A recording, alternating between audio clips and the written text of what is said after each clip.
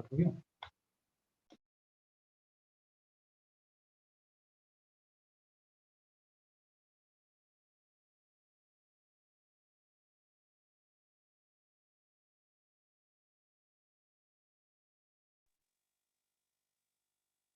Good afternoon to all of you.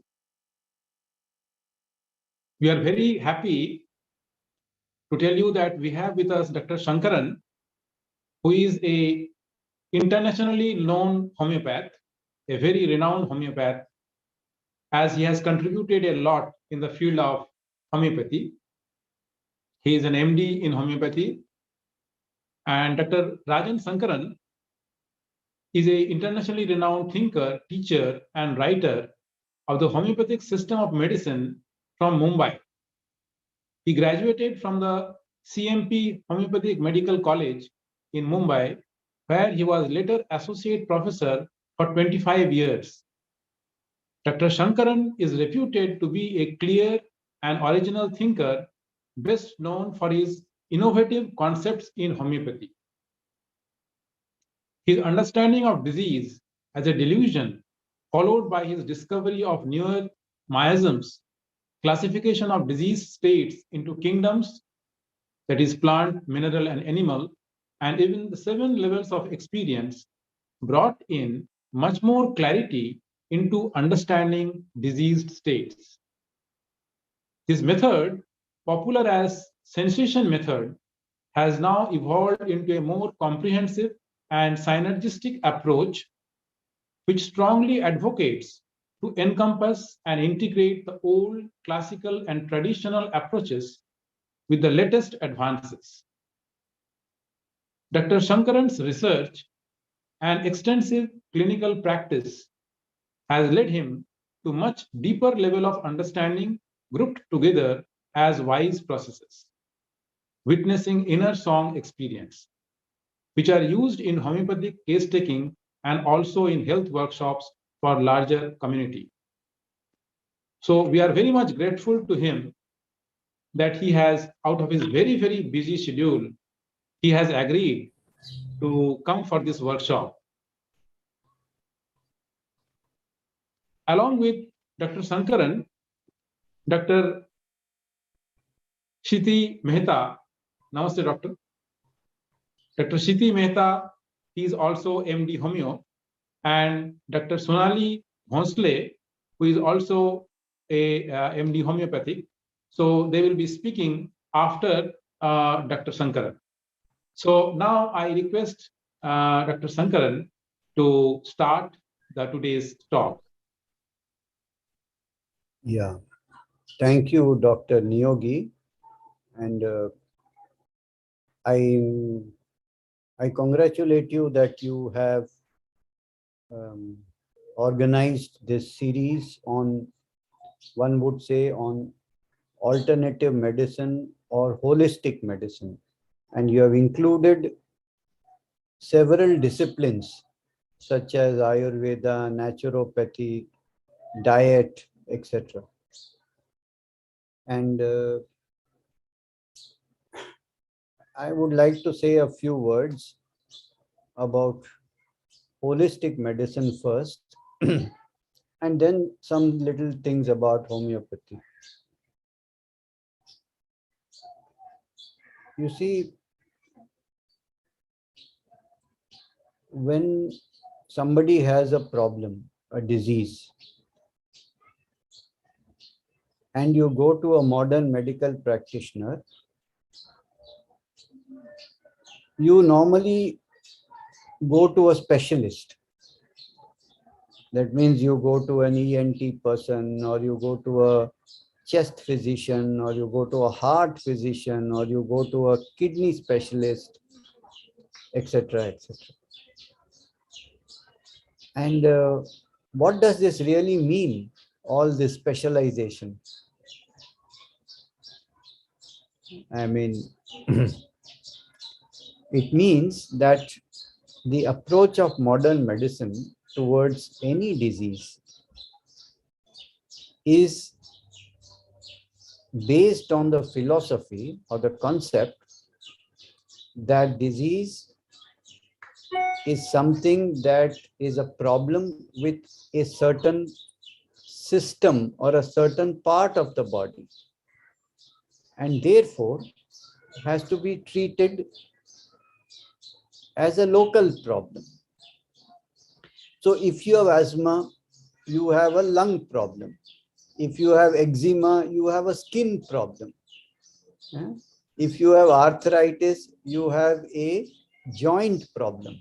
So you go to that particular specialist and try to get it rectified. But you know, if this was true, then all the problems should have been sorted out by modern medicine. But the fact is, they are not. You will hardly hear a case of rheumatoid arthritis getting cured with modern medicine, or a case of asthma getting cured, or a case of eczema getting cured, or psoriasis, or vitiligo, or multiple sclerosis, or whatever. Just name it and see if there is a long-term solution in modern medicine or not. Or you keep having to take medicine over and over again for the rest of your life in most of the chronic problems. Why is this so? And the answer is that while disease manifests itself in the local part, but it is not a problem of the local part. And this is not something that I am saying. It is something that even modern medicine is saying.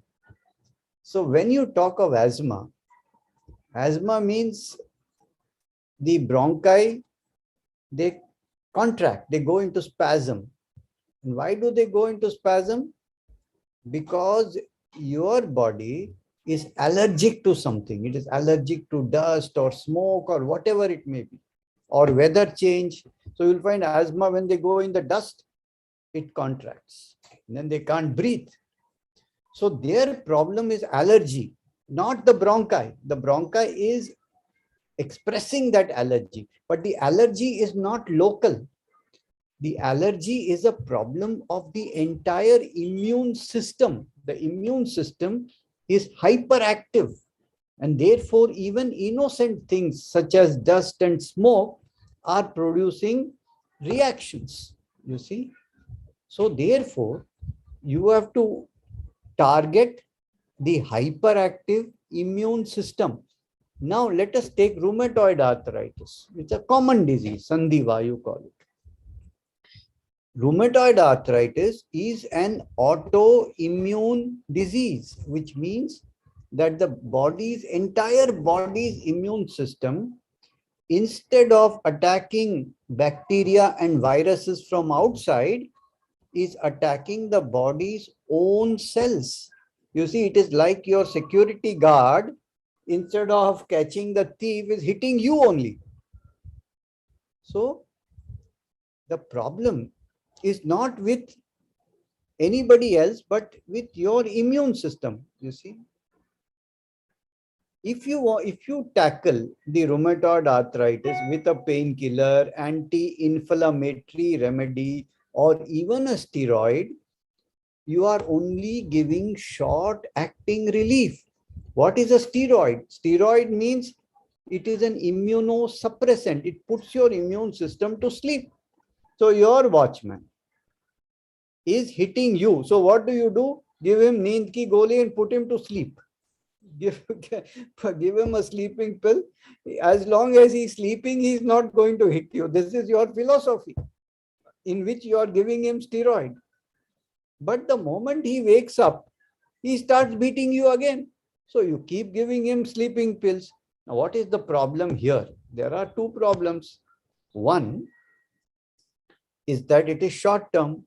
Secondly, if your watchman is sleeping, thieves can come in. Similarly, when you give steroid and cause immunosuppression, you are inviting infection.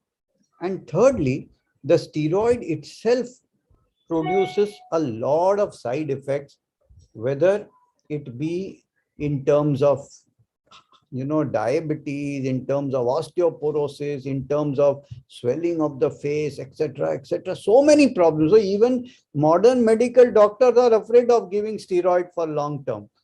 They will hesitate 10 times before they take steroids for a long term, I tell you. So therefore, there is no long-term solution for this. So we have to now look beyond the joints and the local problems and the skin and the lungs into the whole immune system and see why this immune system is hyper-excitable or attacking the body's cells. So the immune system's mind has to be changed. The whole attitude has to be changed. Your watchman has to be he should not be hitting you, his psychology should be changed. But the immune system also is not an isolated entity. The immune system is a part of a cabinet of ministers in which the prime minister is the mind.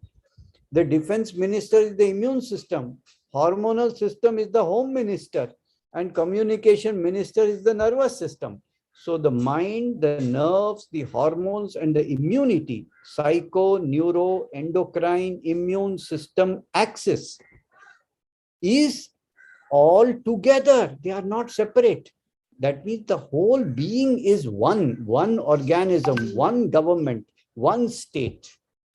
And we have to treat that state, that person, by understanding his mind, his hormones, his nerves, and his immune system. And they are all working together. A hyperactive immune system often means a hyperactive mind. An autoimmune immune system means an autoimmune mind, means there's a conflict within your whole mind. One part of you is fighting with another part of you. You see, there's conflict in your mind and there's conflict in your immune system. We have to match the remedy to the whole person, to the state of the whole being. And this matching of the remedy is the idea of homeopathy. It's like showing a mirror of your whole state through a remedy. And through this mirroring, there is a healing effect. When you are, for example, if you are in a lot of grief, you have lost your child or you lost your parent, and you grief, lot of grief. What will help you? Will it help you to go to a comedy show and laugh? Will it help you to have amusement? No, it will help you when somebody comes and mirrors your state. When they say to you, I also had grief. I also lost my father. I know how you feel. And when they say these words, then you feel better. This is the law of homeopathy. Like cures like. Your state, if it is mirrored by the remedy, it can heal you. And that is the idea. So the homeopath will understand the whole person, his mind, his body, his likes, his dislikes, his dreams, his fears, his patterns, the way he looks at reality, his personality type, and he will match an exact remedy for that state, and that remedy will heal. This is what homeopathy is all about.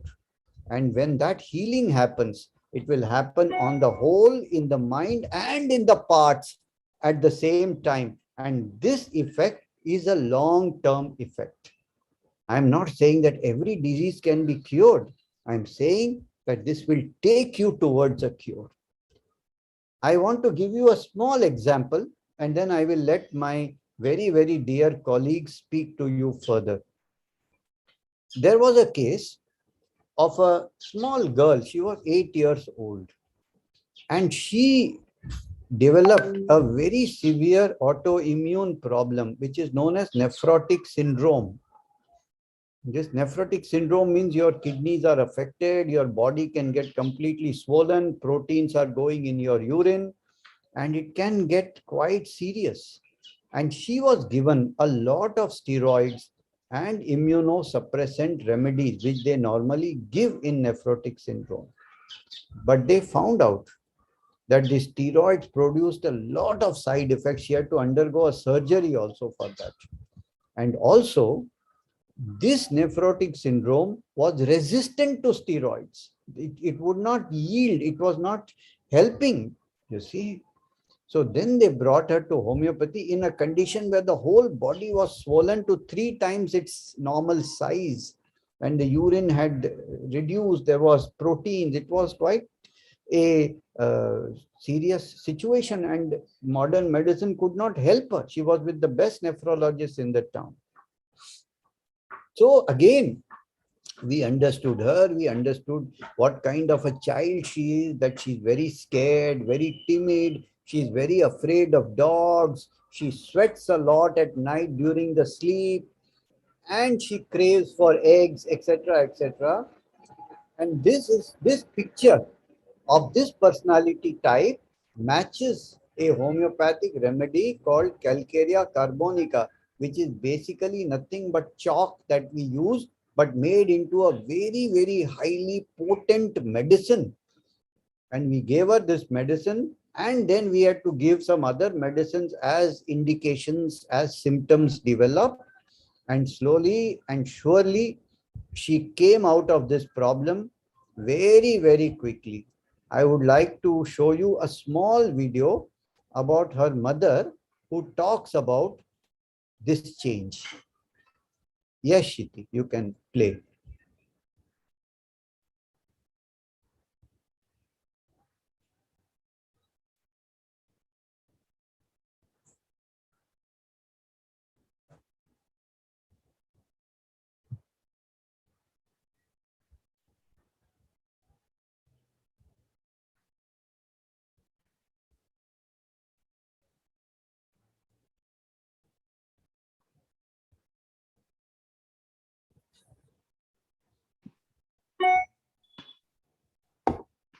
I'm here to talk about my younger daughter who was diagnosed with nephrotic syndrome when she was about 2.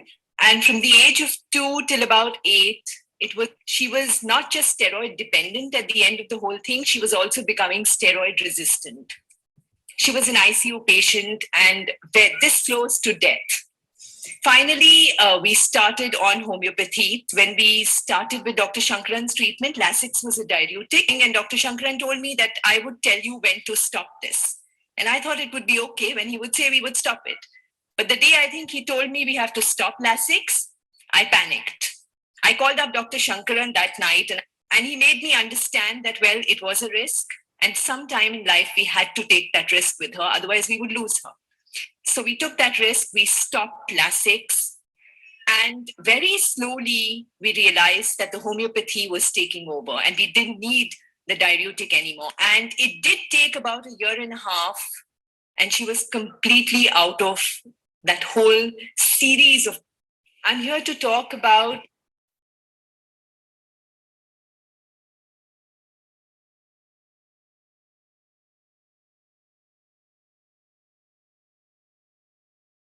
Go, and now we have a young, this story was more than 10 years ago, and this girl continues to remain completely well after all these years. So this is just a simple example of the kind of patients we handle and our approach to these cases. So I would now request my colleagues to take over from here. Wonderful experience listening to you. It was a wonderful experience listening to you, and I think we should hear more and more from you, because it is the time is too short, and I know you are too busy with your patients and lot of other works, but you have accepted our invitation to speak for some time out of your busy schedule. We are very, very grateful to you. So Thank you, sir. I will come in after my colleagues will speak. In case there are questions, I will also answer again. Okay, thank you, sir. Okay.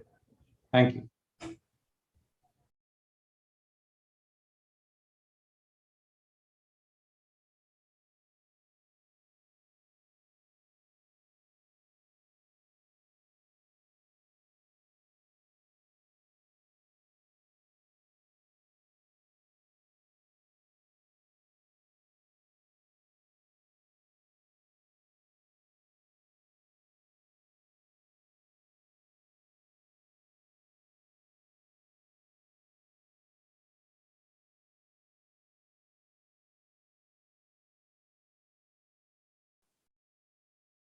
Hello.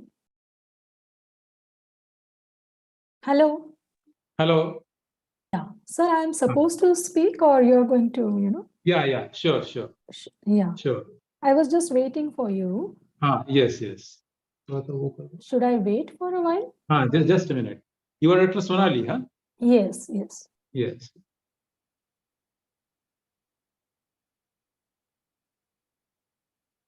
Video.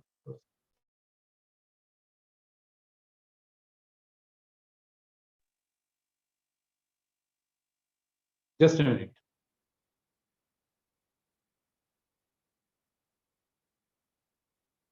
Mic on है? So Dr. Sonali, she is a veteran homeopath, researcher, and academician with 20 plus years of clinical practice. She holds expertise in healing critical medical conditions with a specific interest in spine and joint care. She has conducted seminars, medical camps, and workshops to create a deeper understanding of homeopathy and promote a holistic approach towards wellness. She worked with Dr. Sankaran in COVID research project as a treating physician for hospitalized cases, helping patients to recover from life-threatening condition. So now I request Dr. Sonali Bhonsle to start her session for today. Good afternoon, sir. Thank you for the kind introduction.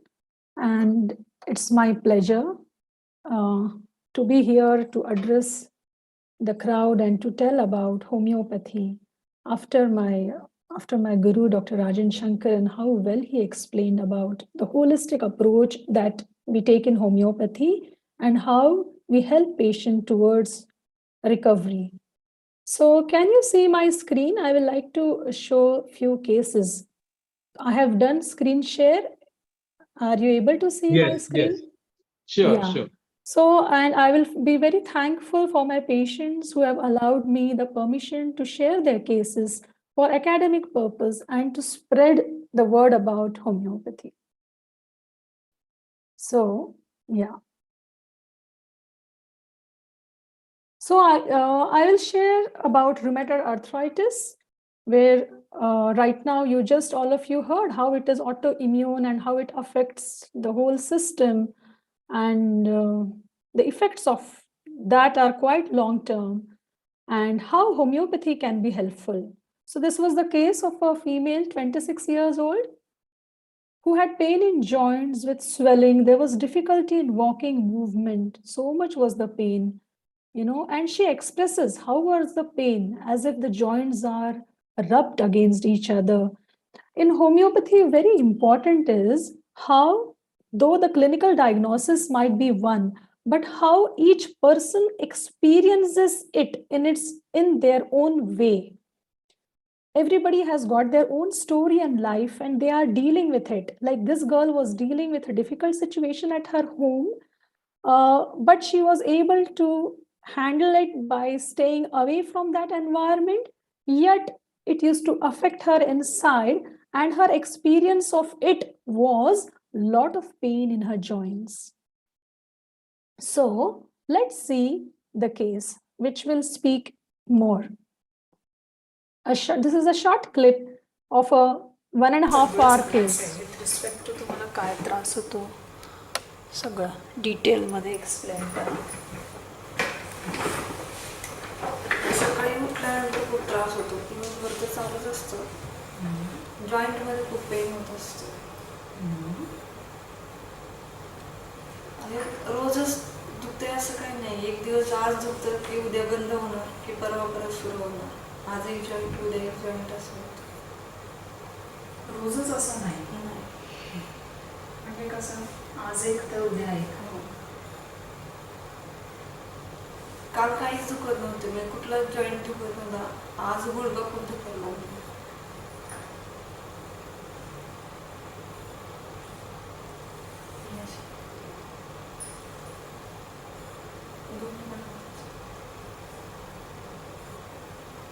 Since 18 years, she is suffering from RA. जास्त जड उचललं की मग दुखतंय. She has pains in her joints more in the चाललं morning. जास्त झालं की मग जास्त दुखतंय. सुरुवातीला एकाच बोटाला होते, नंतर सगळीकडे हळूहळू जास्त झालं. You can read the subtitles because she is speaking in a low volume. जास्त जॉईंटला problem. Lot of pain in the joints. ॲलोपॅथीची ट्रीटमेंट चालू होती सुरुवातीला. काहीच फरक नाही पडला. त्रास होत होता गोळ्यांना. हिमोग्लोबिन पण कमी होत होतं गोळ्या खाताना.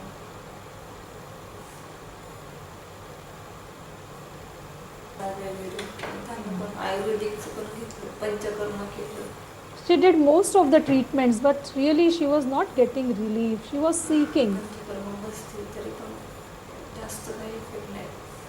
What was त्या most, दिवसांमध्ये तेवढं बरं वाटतं, ते बंद केले की पुन्हा सुरू होतं. it again and again it is to recur.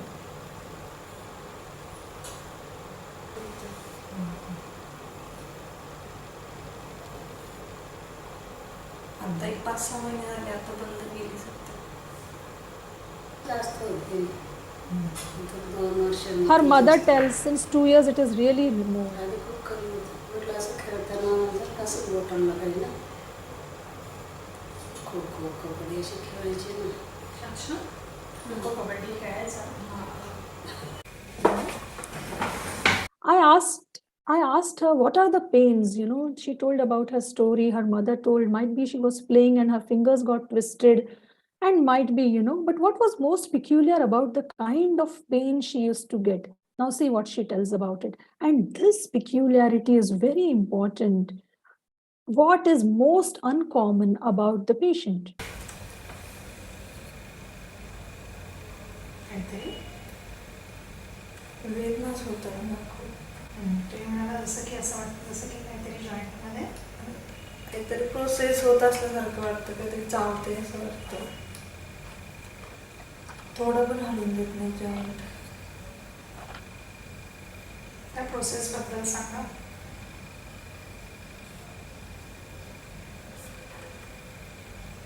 ती अशी जाणवते आतल्या प्रोसेस जशी की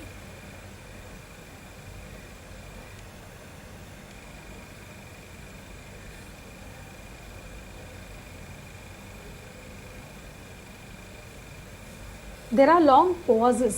That is the where patient goes deep inside. वेदनाच खूप असतात.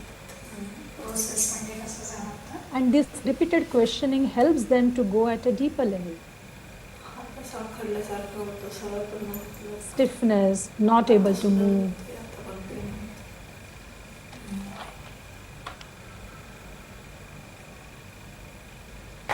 असं जाणवतं जसं की I give her something, a pen, helps. if it can help her to go deeper. And then she tells me, दबल्यासारखं पण वाटतं.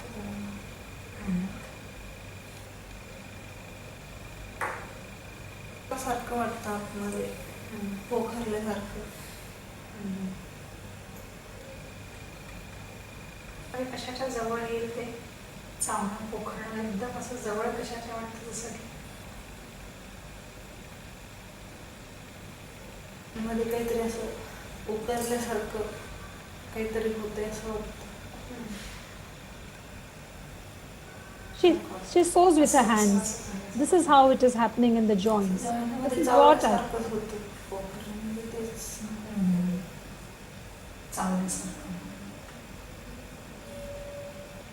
जसं एखादं प्लायवूड एखादा किडा पोखरत असतो ना, त्यासारखं. तसं त्याचा भुसा करतो तो बारीक बारीक असं.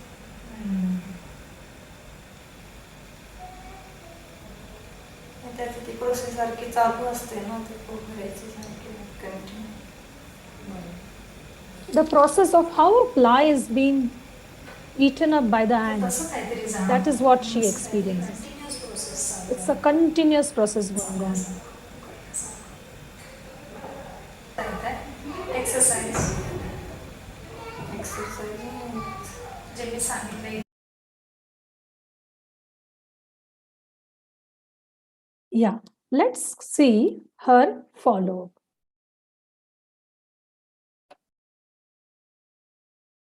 Mm.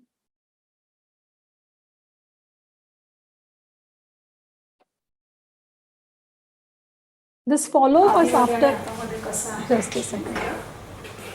बऱ्यापैकी फरक आहे. आधीमध्ये आणि आतामध्ये कसं आहे actually?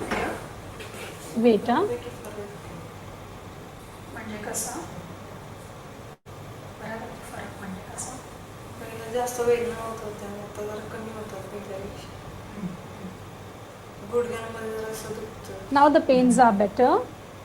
जास्त चालणं वगैरे होत. जास्त चांगलं. पहिले चालता यायचं का? चालत होते पण त्रास होत होता खूप तेव्हा. आता जरा कमी होतो पहिल्यापेक्षा. Now she is better, huh? But see how much she gets better. आता कसा होतो तो सांग? असं गुडघ्यामध्ये असं चमकल्यासारखं होतं. Yet there are pains. Yet the जास्त joint असते काय. surfaces as if rubbing on each other. Nothing more. After 3 months, she tells me she is pregnant. कंबरच होते वाटतं. Now only backache. हो वाटलं. आता कितवा महिना लागला आहे? आता 6 वाजता. बाळाची मुवमेंट जाणवते? हो जाणार. After 6 months, sorry. 6 to 7 months. Gynaec checkup regularly सुरू आहे? हो चालेल.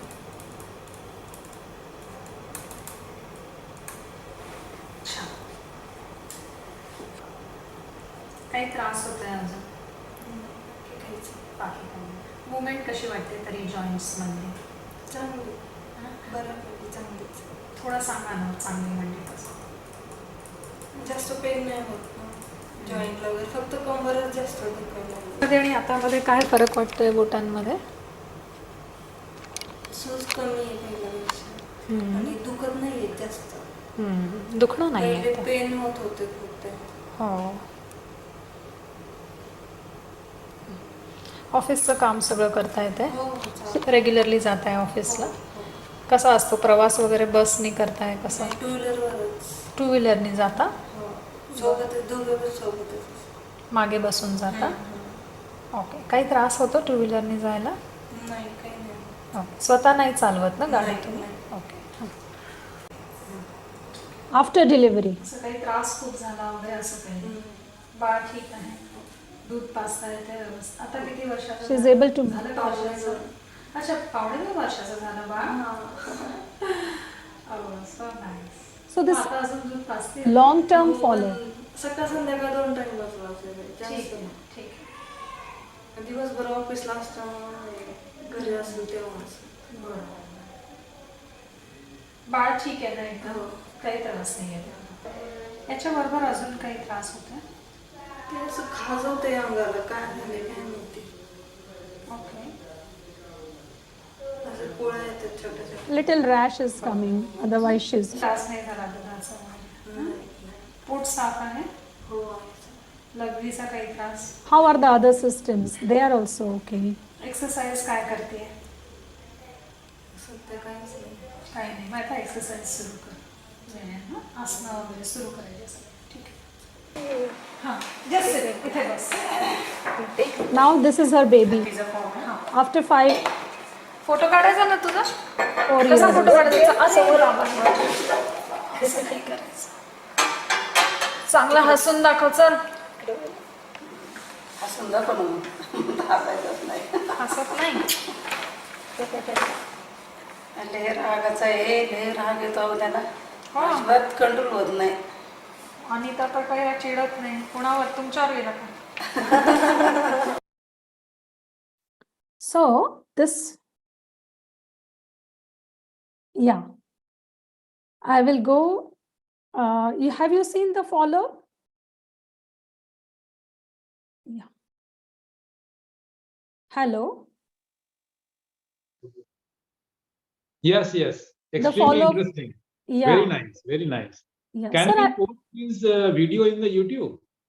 yeah, yes, yes, sir. I have taken the permission from the patient, so Okay, it okay. is Very okay. nice. Very nice. I just want to take. Should I close it and go on my slide? Yeah, yeah. Sorry, because I was just. So this is what happens, when the person is not okay. This is what happens. Our individual output, our positivity, our productivity, relationships, self-worth really goes down. See, her reports, this was her report before she came to me. Can you all see the RA quantitative 247? It is raised. It is raised. Then she started treatment after 2114. After that, she has started coming to us. Homeopathic analysis is very important.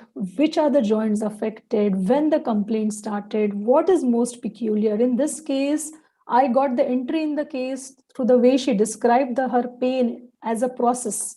And that was quite peculiar with other symptom of gastric and weakness. And how is the pathology? It is a progressive pathology at a young age. She's 26-year-old. And patient described certain words which were very out of context. I have not seen so many people describing this as this kind of process, the RA. So this was peculiar. So I searched and found on the internet the ants that destroy the wood. Okay, and this is the information. Unlike termites, which live in the ground but eat wood voraciously and can cause considerable damage, carpenter ants prefer to establish their nest in hollow areas and inside moist wood. Rather, that can cause damage by eating the wood. They excavate it and create hollow galleries.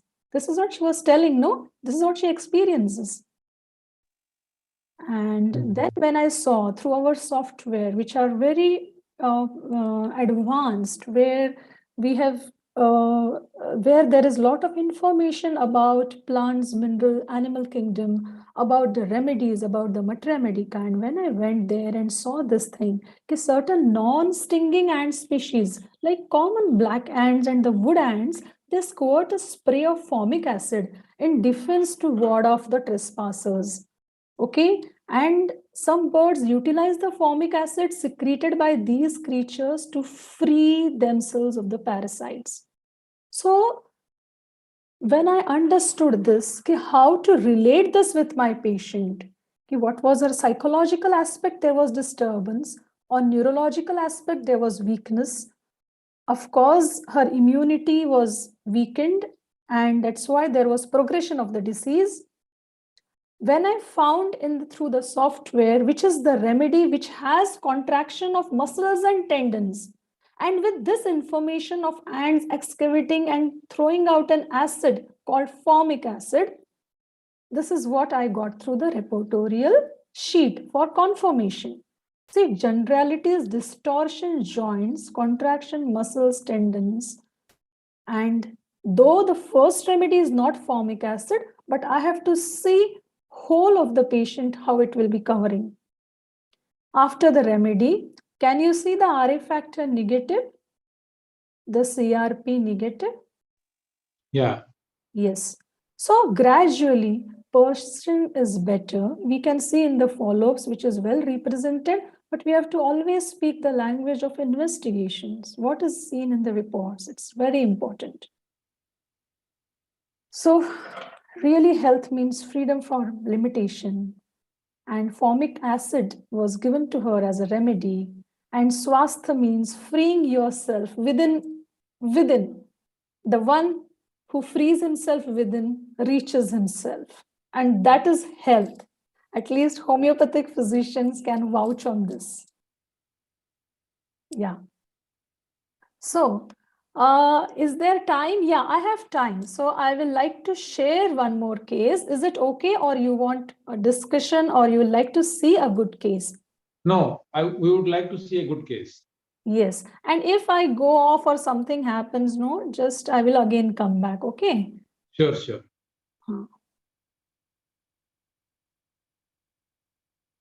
Yeah. I am just scared to.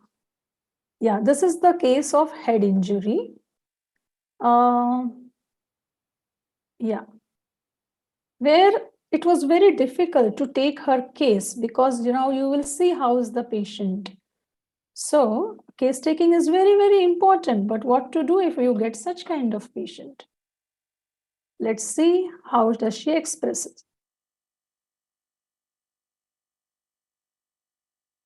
कुछ भी नहीं कर रही है वो So let me tell you, these are the two sisters, and who the one in the gray thing, she had got a hit on the head and it is showing concussion, and she has taken treatment, but they said we don't know when she will be normal, only time can tell.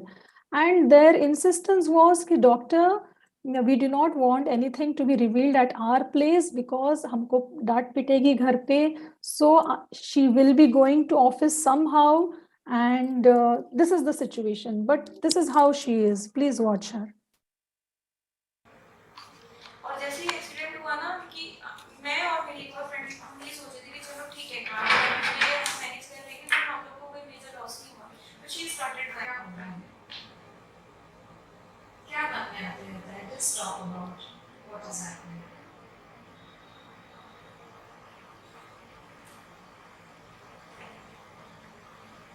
What is happening? क्या हो रहा है? Just feel free and tell and take your time.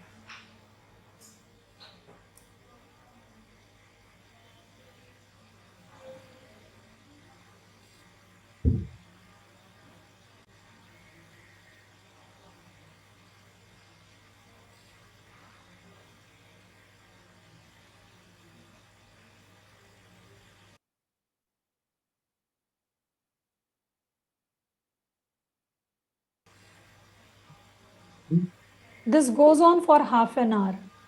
This is how the case was going on. उस दिन क्या हुआ? Bullet रो रहे थे. उसमें से मेरी वजह से हुआ. ऐसे लगते रहता है. I'm questioning, and this is how. Actually, 2-3 दिन everything was normal, लेकिन 2-3 दिन बाद I was feeling a little bit lazy and मुझे कुछ समझ ही नहीं रहा था. I went to office where I was working, but मुझे कुछ I was not able to register like मुझे ये करना है वो करना है. I'm not able to prepare my to-do list कि आज ये करना है. Usually what I do is like मैं जाती हूँ और I prepare the list of activities कि I do one by one I complete all these things. लेकिन कुछ समझ ही नहीं रहा कि अभी क्या करना है. It's just मुझे कुछ सामने आ रहा है that I'm doing that कि कुछ ही नहीं लग गया तो I'll act upon it. मुझे meetings कुछ schedule करना है या I'm not doing anything. कोई question आ जाता है कोई query आ जाती है I can answer that. Other than that I'm not able to engage properly. क्या करना चाहिए?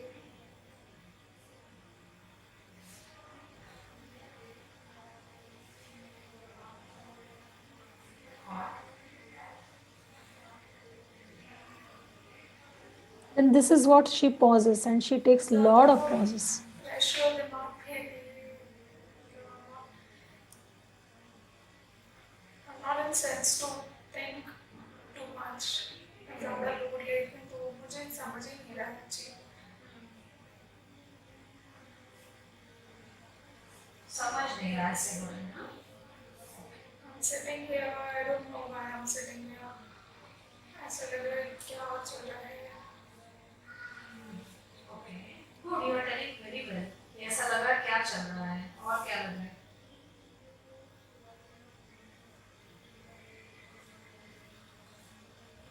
It's important to encourage the patients that they are doing very well, to go at a deeper level.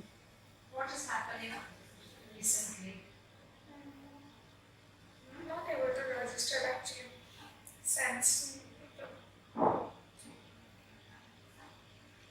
would I explain that? Not able to register. Can you tell me an example? For example, अभी I'm sitting in front of you asking me questions, I'm giving answer, but thing is like I'm not getting actually what I'm doing properly. समझ ही नहीं रहा है कुछ क्या चल रहा है. ठीक है कोई मुझे पूछ रहा है बोल रहा है तो I समझ नहीं रहा है अच्छे से. And I'm actually reacting very slow. My reaction is very slow. I mean, मुझे अगर कोई चीज़ बोलोगे, so I'll think over it and then I'll answer. समझ ही नहीं रहा है. बोल रहे हो ठीक है. Anybody's saying to me, जैसे कि Vikash, she's saying to me something like, उठ जाओ कर लो. I'm listening to it. ठीक है. मुझे करना है. मतलब suppose for example she's saying कि चाय बना दो. saying चाय बनानी है. It's into my head कि चाय बनानी है. किचन तक जाऊंगी, ऑफिस टर्न होके बैठ जाऊंगी. मतलब मुझसे हो नहीं रहा, मुझे करना नहीं है. ऐसे लग रहा है बस क्या करो. What do you prefer to do? ऐसा लग रहा है जैसे कि बस क्या करो. So Yes, have you heard her? Let's see how is her follow. This is after 1 month.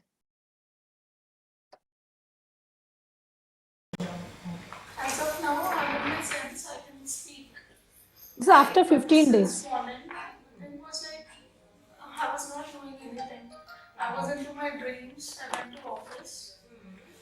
Office, when I got ready for office, at that time also I was like, what I'm doing, I don't know. See, after 15 days, she was like this. And then she told me, but she was in a state where she was able to express in a much better way. And I felt this is the time to really understand her state, really, because when she first came, she was like expressing only that much. In 1.5 hours, she expressed only that much. So I took this an opportunity. Ki now my patient is speaking. Let's go deeper. मैंने किया, I got up, I got ready, then I went office. I checked many emails, but I really didn't know what I have to action on it. Then मैं देख रही हूँ बस और I was trying to recollect the things. मैंने हम लोग का डाइट बुक होता है, तो कुछ तो ईमेल आया था मुझे कस्टमर से, so I had to act upon it. तो मैं वेट कर रही थी. मैं सोच ही जा रही थी. आई वाज ट्राइंग हार्ड कि मैं उस पर कुछ तो एक्शन करूँ, क्योंकि वो बहुत इम्पोर्टेंट था. ट्यूसडे या थर्सडे को उस पर एक्शन करना था. I was Tuesday today. So सुबह से मैं बस यही सोच रही थी कि मैं क्या करूँ, उस पर क्या करूँ. मुझे पता है लेकिन मैंने कुछ एक्शन नहीं किया. मैंने सिर्फ एक मेल डाला just to postpone it. Times कि I was trying to recover within myself. मैं सोच रही थी कि मैं I was doing like this कि मैं बाहर आ जाऊँ. बात नहीं किया. लेकिन मुझे समझ नहीं रहा कि मैं क्या करूँ उस पे.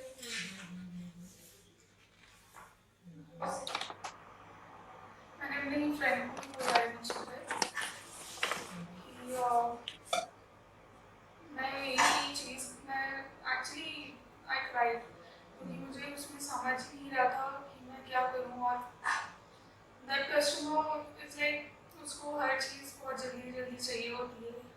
Every day she had some 10 बार उसको सुबह से कर चुकी हूँ, लेकिन मुझे समझ. So what is happening now is I'm reading things 10 times, but I'm not understanding. And then there is a fear, what if my company escalates me? And then her sister shared that there is a lot of restlessness. She's very restless, sleeping. Will I forget? Check this, check that. Do this. Have I done this or not? So this was going on in the first follow after 15 days. You can see how she's telling.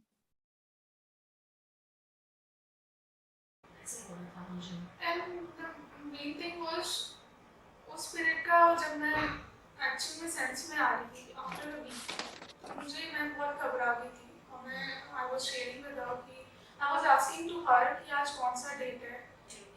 अच्छा तो हम उनके पास कब गए थे, फिर इसने papers भी देखे.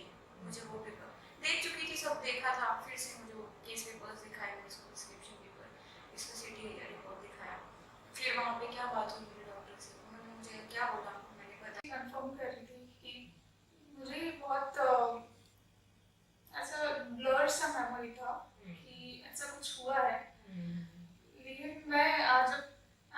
सेंसेस में आई, तो I thought to confirm it कि जो मैं सोच रही हूँ शायद वो वही हुआ है क्या, तो सपने से या नींद से, तो ऐसे एंजाइटी हुआ कि एक हफ्ता ऐसे it's too big time, too much. मैं ऐसे सोच रही थी ऐसे कैसे हो गया, क्या हो गया, तो मैं बहुत घबरा गई एंड आई फेल्ट लाइक जैसे मुझे एकदम से यहाँ पे पेन हुआ। She was confirming कि ये यही है क्या, आप यही हो क्या, ये पार्किंग यही है क्या, तो मुझे नहीं पता था। मुझे बात कल बोल रही थी, जब कल ये बहुत मैं ऐसे लग रहा था एकदम हाइपर एक्टिव टाइप की, जैसे जब ये रोई जब ये रोने लगी। इवन ऑफिस में मैं नॉर्मली भी ऐसे I am kind of silent person, मैं अपना काम करती हूँ, जितना होता है लोग बात करते हैं उतना ही करती हूँ, लेकिन कल मैं जिनसे बात नहीं करती उनसे भी इतना बात किया ना बैठ के, और बहुत हंसी मजाक बहुत अच्छे से। yesterday was like जागते रही अर्ली मॉर्निंग ऑफिस से तैयार होकर ऑफिस चली गई। ऑफिस में भी स्लीपी नहीं थी, कुछ नहीं, मतलब ये अगर थोड़ा भी लैक ऑफ स्लीप होता है तो ये स्लीपी रहती है हमेशा, कुछ नहीं, कोई दिक्कत नहीं। मुझे बोल रही थी मेरा ऑफिस बहुत अच्छा था, कल श्योर नहीं हो जाऊंगी। मैंने बोला तुम सो जाओ, कुछ नहीं होगा। फिर सुबह उठ के फिर से इसका वैसे ही कि मुझे कुछ समझ नहीं रहा है, कंफ्यूजन हो गया, और पता नहीं क्या कुछ तो रेडी करके रखा था, फिर ये पहन के चली गई। इवन ऐसा कभी नहीं होता है, मतलब उसको जो पहनना है उसका बड़ा फिक्स रहता है। या कुछ भी कर रही हूँ तो I am not getting a normal sense of touch. हम टच करते हैं खुद को तो एक ब्रेन पे मैसेज जाता है कि हाँ वी आर टचिंग, लाइक, लेकिन एक्चुअली सबसे ज़्यादा टेंशन ऑफिस का ही है। अंदर ही अंदर क्या फील कर रहे हैं उसके कारण? तो मुझे ऑफिस की वजह से ही डर हो रहा है कि सब चीज़ें I lose everything actually. Everything will be lost for me.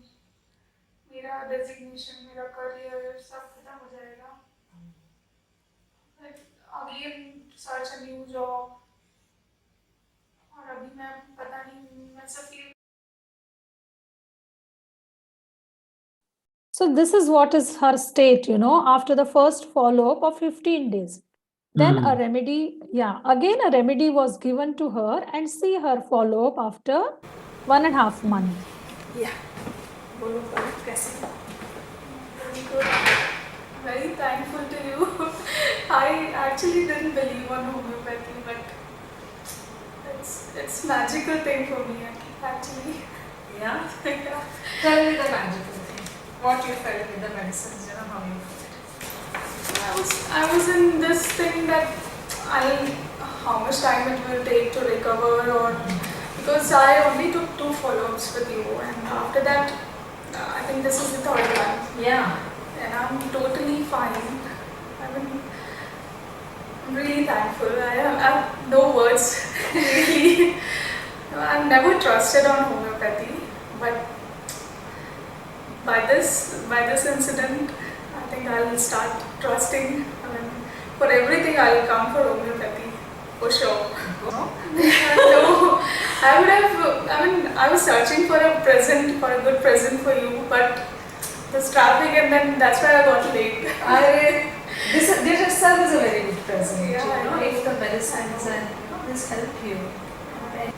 Really, I'm very thankful. Good. I asked, Any headache and anything, you know? Nothing. Nothing. But you are able to do your work now? Yeah, absolutely. Whenever I think I seriously laugh.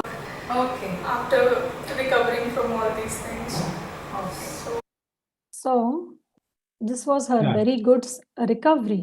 And this Very is good. what gives the satisfaction as an homeopath. I think, you know, this is the best thing. Our patients, what they, May I know what was the remedy chosen? see, the look of the person was like this, you know. The first remedy given was Helleborus, mind concussion, injuries to head, thinking of Okay. aggravation. Mhm. So this is how we go into the materia medica, we go into the repertory and see what is the best choice of remedy. Though arnica is a very good remedy for concussion or head injuries, the first aid remedy, but seeing the patient, her expression, and Helleborus was given to her, which is a plant remedy. And this is the helleborine, which acts on the brain and spinal cord. And it acts as a narcotic produce. It is a narcotic. In animals, it acts as a narcotic at first and then followed by paralysis. So there are some theoretical things, but I think, and again, follow-up was assessed, where there was repeated checking, rechecking. So I felt, is this Helleborus? I felt there is some other state. Thoughts, rush flow of sleeplessness with hurry, haste, occupation, and the theme of orderliness, desire for, feeling as if she's lacking in something, functioning, fear of losing her job, fear of losing with attempt to be extra careful. This led me to the theme of minerals, fourth line of mineral, which has to do with work and how to perfect their work. And to the right side, as we go, there is fear of being imperfection or fear of losing. So I felt zinc will be a good remedy for her. And then I saw and studied zinc. Does it cover her pathology, pathophysiology as well? And I saw, yes, there is brain fragmental weakness, mind answers slow, ideas grasp cannot. And I felt, yes, that is what ailments, injuries from. And this is how the repertory, it can help us to go and be more and more accurate. So zinc was given for her brain fag, considering her restlessness, repeated, and she is better. So, yeah. Now, second remedy is zinc? Yes, second remedy was zinc. Okay. Yes. Yeah. So the best is, how we can give them good recovery through what all states they go through, our patients. And I feel those are the best testimonials or best satisfaction of our work, what we can do and what we can give through this beautiful science. Yes, no, extremely good example. Yes. Yeah. Illustrating everything about homeopathy. But what I understand from here is that lot of patients, lot of time a doctor needs to give. Yeah. So yes, sir. Yes. That is quite difficult in the present day, because I think maybe the whole day sometimes you have to give to a patient. Yes, sir. Actually, it is good. Studying. It is good if we schedule their appointments, because it's very important to study the deeper states. Both these cases had been taken for at least an hour to understand and really go step by step at a deeper level. So it is very good, but only thing is that it is very difficult present day, because no doctors presently, no one has time actually. So the doctors, the kind of doctors we see around, it is quite difficult to expect from them this kind of dedication, because it needs a lot of dedication on the part of the doctors. For good homeopath or to be good into anything, dedication is required, sir. Yes. That is true. Yes. That is true. Extremely good examples. Yes. Yeah. Very illustrative examples. I thank you for this platform and all of you for conducting these sessions where we can represent how homeopathy can be used as a great healing modality. No, I thank you very much, because you are all very busy people, and you have got time, you devoted time for us, because we are common man actually. That is what I was telling the first day, that we are common man, we don't understand much about homeopathy, but still, you are, from your busy schedule, you have got time and you are giving to us. So thank you very much. But the thing is that how, to contact people of this kind, so that, the good doctors, that is a challenge. Yeah. Yes. So as Dr. Manish Bhatia has also said about, we are having our online portal, and there Very are, good. as you put our names, it will come, and we can help our patient anywhere, wherever they are. And we need lot of hands. It's not a single-handedly, to do really good work. And this is how homeopathy can reach every home, sir. Yeah. No, I think every home should have a homeopathic doctor. Yes. Homeopathic mindset, we can say. Yes, it is a boon to the world. The only thing is we don't understand it, most of us. Yeah. And we are not giving the right value that it demands. It needs good training, sir, to be a good homeopath. It's not only the education, but your training really matters. And I am blessed to have great gurus in my life and to learn from them. Yeah. Exactly. No, the kind of thing that you showed just now, it needs great dedication. And a lot of time is needed. Yes, sir. Thank you very much. Yes, thank you. Thank you, sir. Thank you, madam. Thank you. Now, Dr. Kshiti will tell something. Yes, sure. So, Dr. Kshiti Mehta is a seasoned homeopath with over 15 years of experience treating patients across India and overseas countries. She has been working at Dr. Sankaran's clinic since 2011. Currently, she is heading the overseas patient department. She acquired extensive experience in treating various chronic as well as acute cases through homeopathy under the excellent mentorship of Dr. Rajan Sankaran. So now I request Dr. Kshiti Mehta to talk to us about homeopathy. Hello, everyone. Dr. Mehta, please. Yeah. Hello, everyone. And it's my pleasure being here. So best would be, to begin with one case that I would like to share with all of you.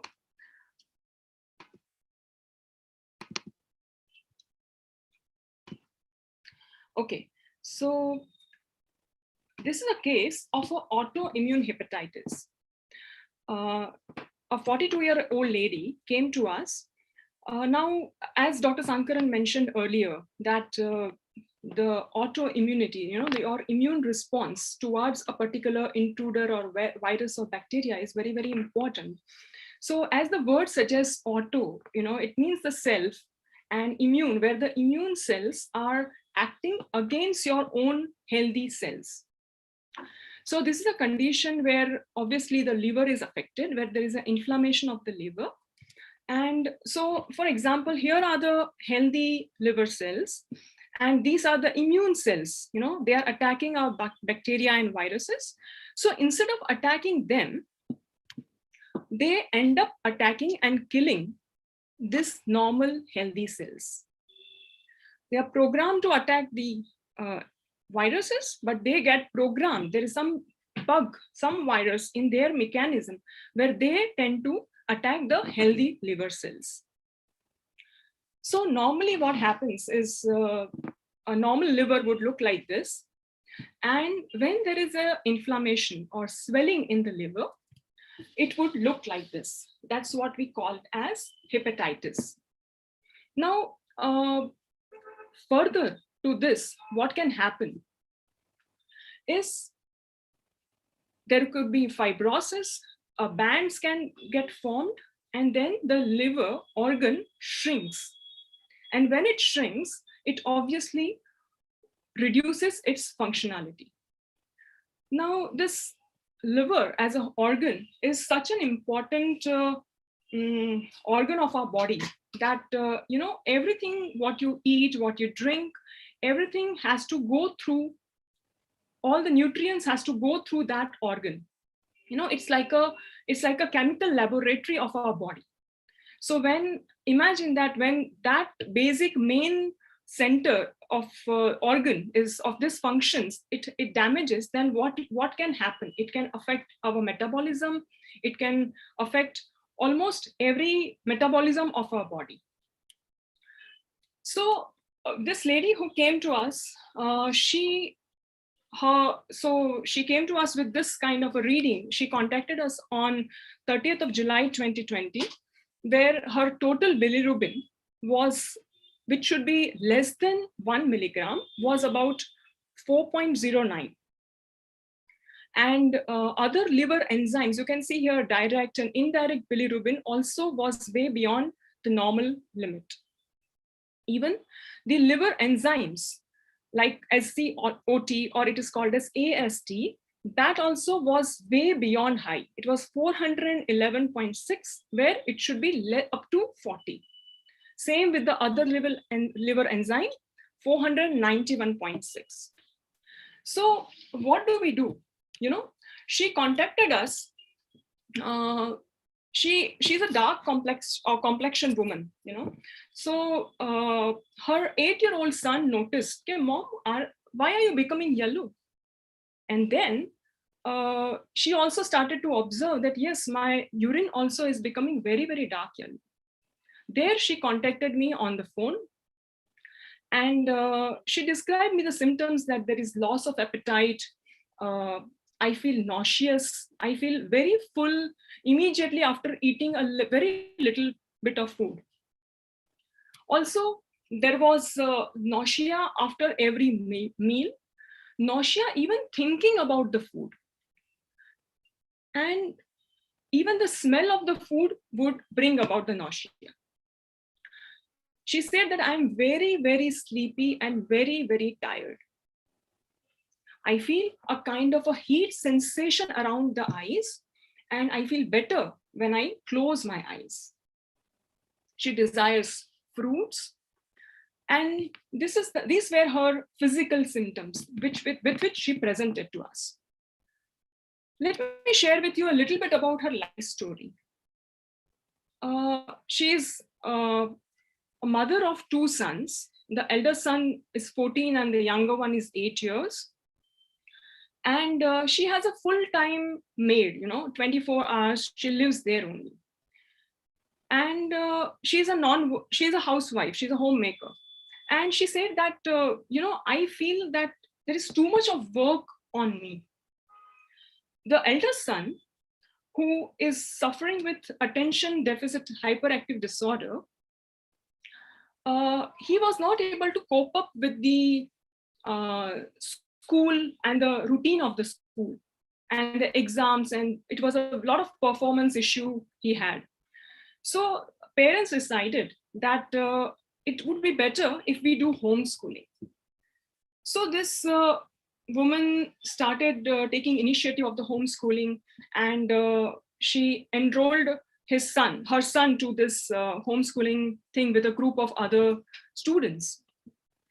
And she said that this boy, he is putting zero efforts.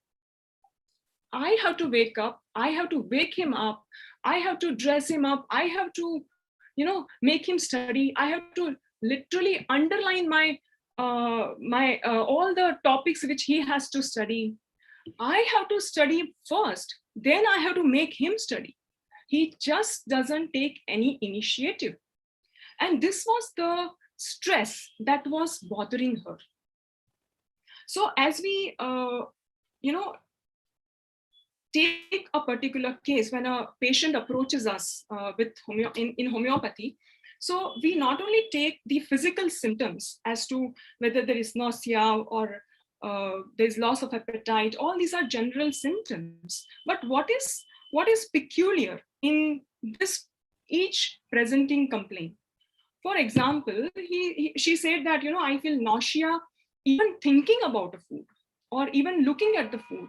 When the maid cooks and, you know, does the tadka, she feels nauseous.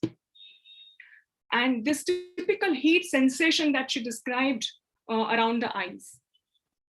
Also, we need to understand in a case that what is the stress for a particular person. And as I narrated the story a bit, that she feels extremely frustrated and extremely stressed with the elder son's studies. She says that I'm so tired. It's, you know, dealing with him is a big issue for me. And it is like, I have to literally push him. I have to, it's kind of, unwilling ox. Imagine an unwilling ox who wants to, graze somewhere and go somewhere else. And I am pushing that ox to come to other opposite direction. This was a kind of a visualization or a kind of an image that she gave. And we further explored that, describe a little bit more about this. And then she goes on telling about, it is like, being forced to do something that you don't want to do. This was very, very typical of one remedy. In homeopathic materia medica, as we know that, there are out of 4,000 remedies, we have to select one remedy that resonates with the pattern, the issue, core issue of a particular patient. So we have a specialized software in homeopathy where we cannot remember all 4,000 remedies together, all the symptoms from head to toe. It is so difficult, it is humanly impossible.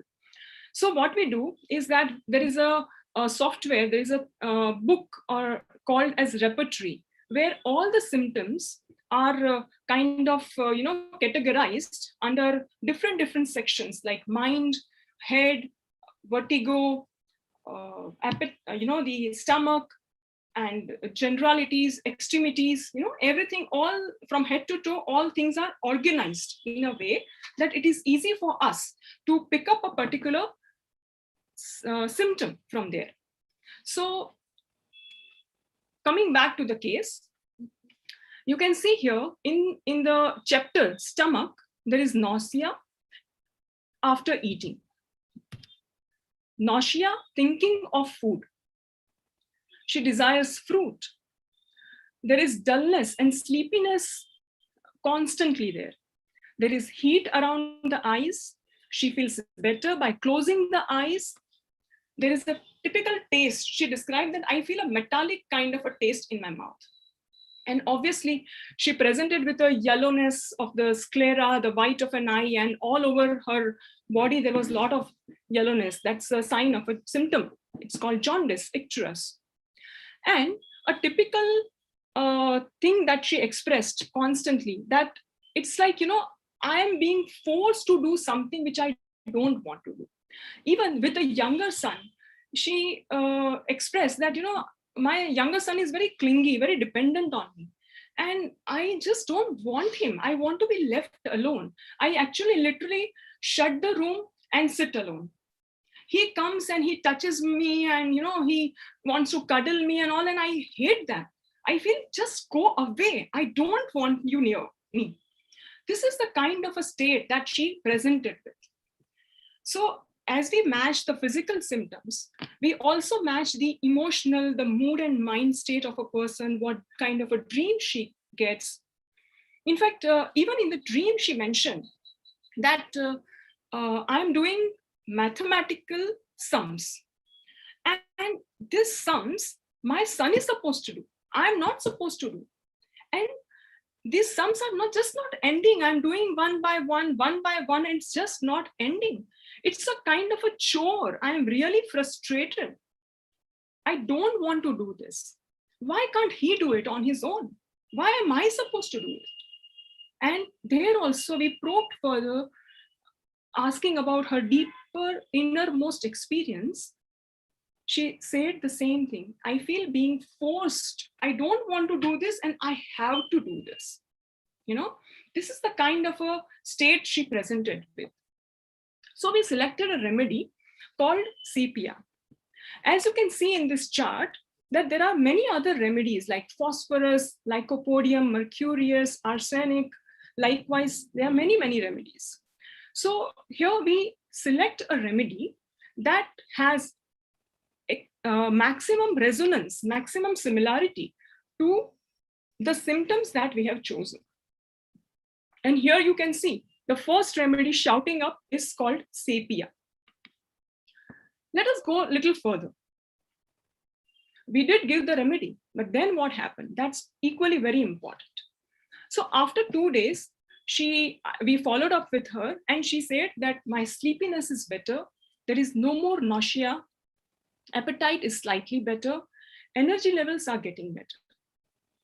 We also asked about her mood and mind state. That there also she felt a little better when she expressed out what she was feeling.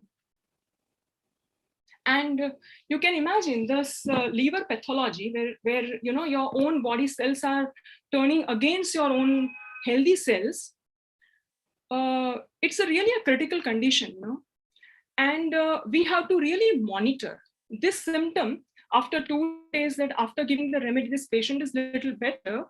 That is a kind of a okay response. It's good, but we need to see. You remember the liver function tests were way beyond the normal limits. So we, after about 4 to 5 to 6 days, we kind of repeated the liver function test. We have to monitor at the pathological level as well as at the symptom and mind level.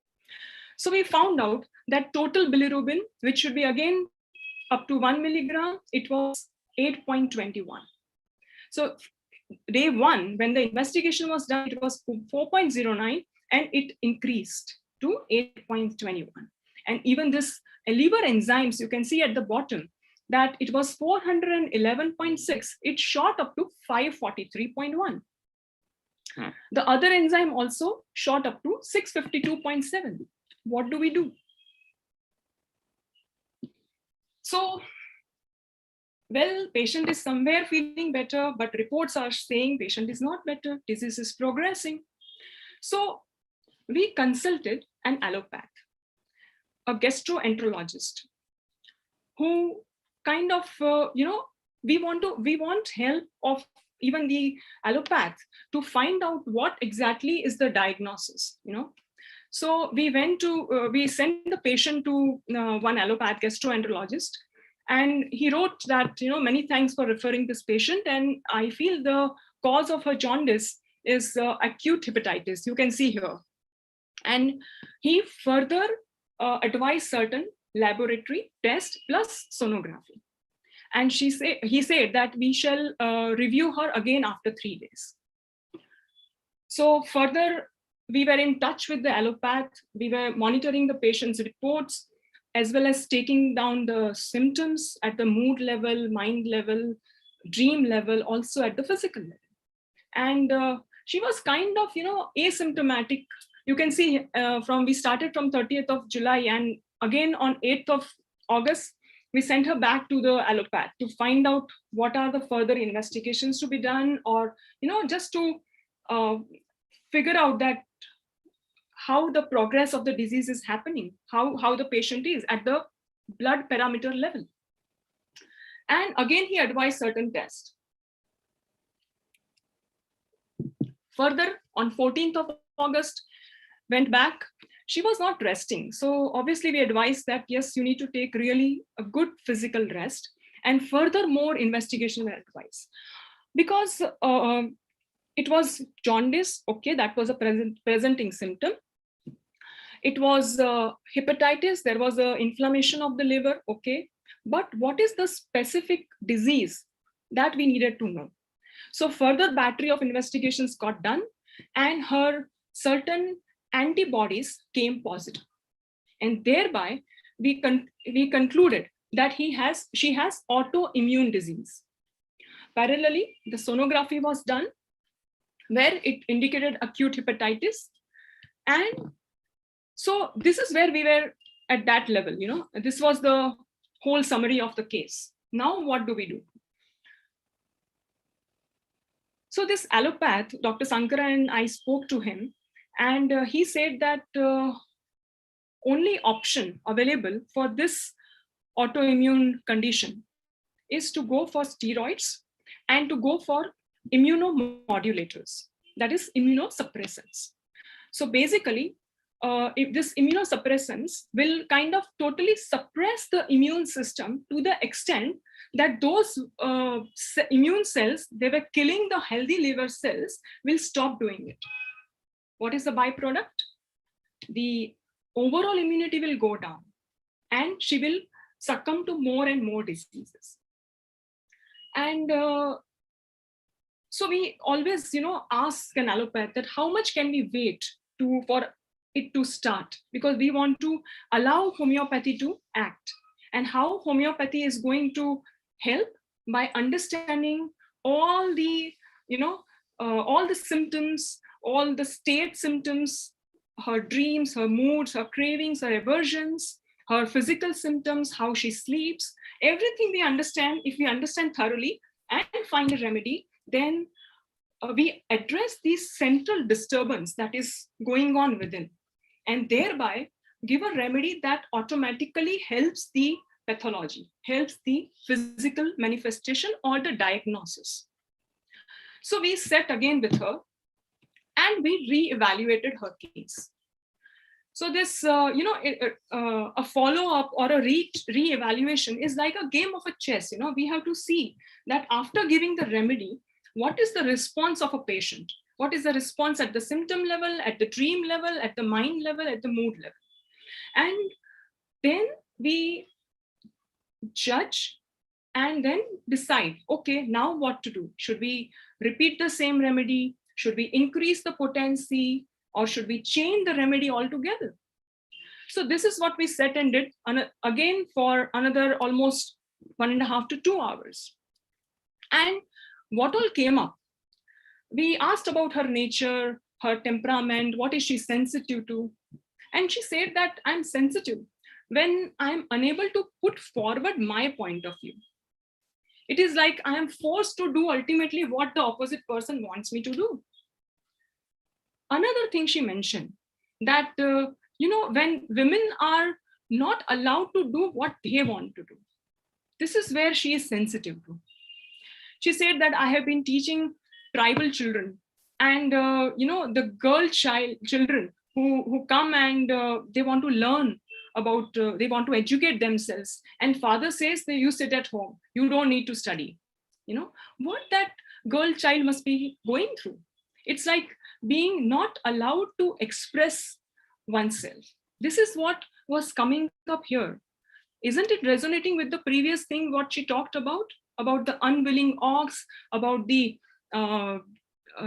being forced to do what against one's intention? She also mentioned that she cannot watch rape scenes or people hitting each other. We asked more. Tell me a little more. So she gave us a little bit of a story that there was a WhatsApp forward, one video that had come, and where a husband and a wife, they were playing a game of some cards, and wife won.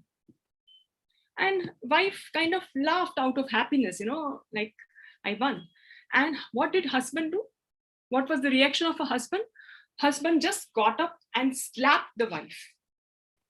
And that video was getting forwarded, and where somewhere she said, this is what I did not like. So see, video can be anything. A story, stress level at the situation can be anything, But what is your innermost experience? How are you perceiving that situation or stress is very important for us to individualize a particular patient into a remedy.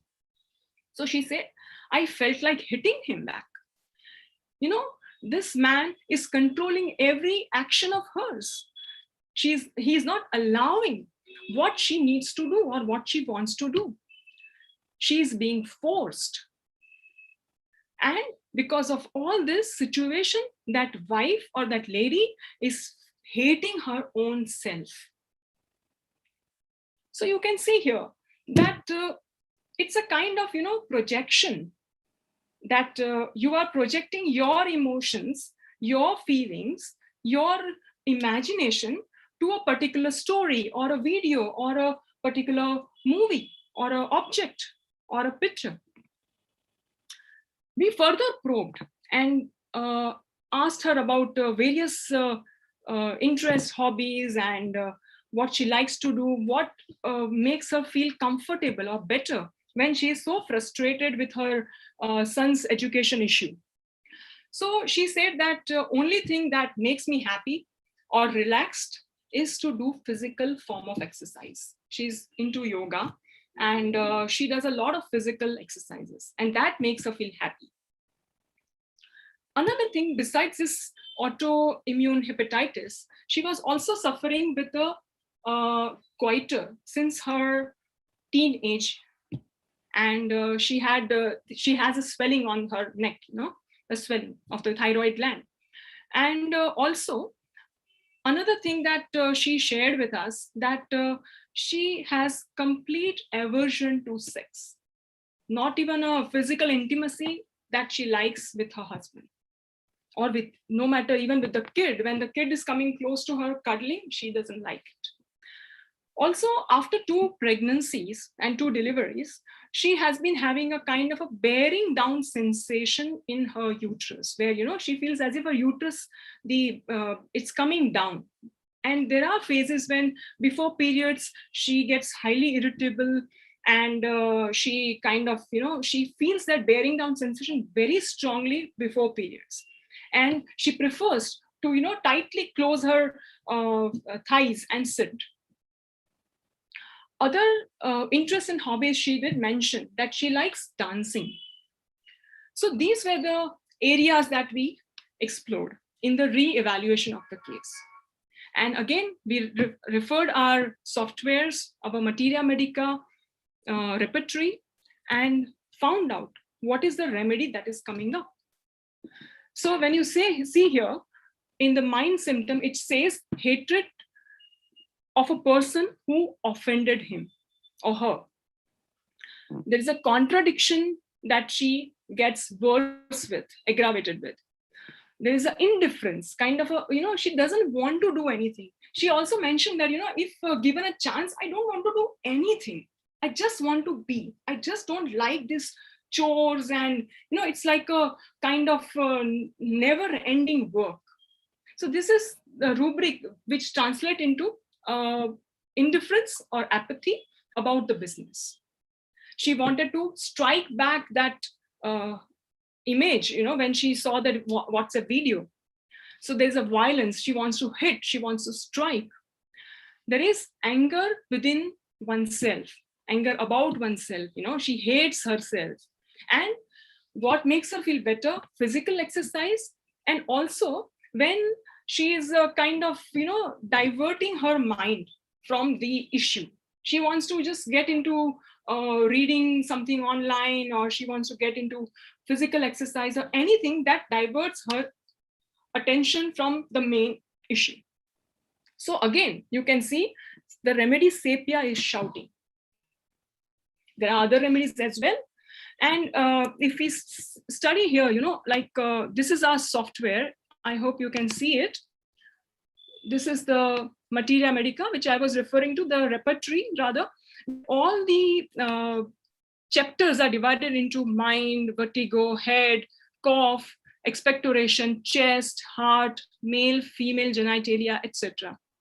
And in this reference work, which is another tool, where you can see, I have just kind of pulled out the remedy sepia. And if we study, there are so many books that we go through, to find out the remedy that is going to help her. And if we go to one book, reference work, and in that, if we see female, we will see here coition aggravates, the coition aversion to sexual aversion, coition enjoyment is absent, right? So this was the reference, a lot of other references that we took, as you can see in the repertory chart. And we came to a remedy, again, sepia. So what we did, that we wanted to find out, are we on the right track? It's not just give the remedy and forget about it. We have to evaluate. We have to find out what's happening after giving the remedy. Giving a remedy is one thing, very nice analysis and evaluation we do and select a remedy. But what happens next is very, very important. So this is what we do in the follow-up. So we studied the entire case again, as you can see, and we were sure of the remedy. Now what? Patient's liver functions were increasing. So we changed the potency from 200, we stepped up to 10 m. You know, the sepia remedy belongs to the animal kingdom. It's a fish, basically. It's called the cuttlefish. So as we mentioned earlier, you know, that there are a lot of proving which are done before we find out about a remedy. It's a kind of a big literature, you know.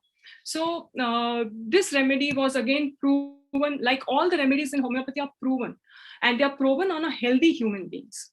So you can see here, again, I'll go refer the same reference. In the mind section, you can see all these symptoms are noted.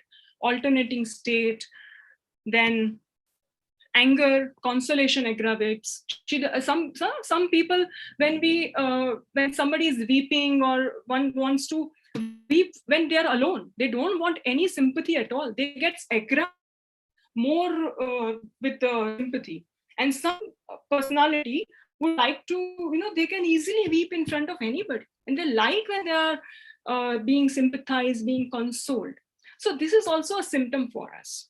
Similarly, there are a lot of other dreams you can see, dreams of urinating, dreams of being raped. You remember she mentioned somewhere that she's sensitive to being seeing a rape scene in the movies, right? So here you can see dreams of rape, dreams of as if he has committed rape, threats of rape, right? So similar, so this all we study. It is not just that picking up a remedy and giving. So we found this remedy and we increase the potency from to 10 m, and we can see the result. This total bilirubin, which was 4.9, had shot up to 11.18 by August 2020. And you know, it was really critical. I mean, a bilirubin which has to be below 1 had gone up to 11.18. And I have honestly not seen a case with such a high bilirubin.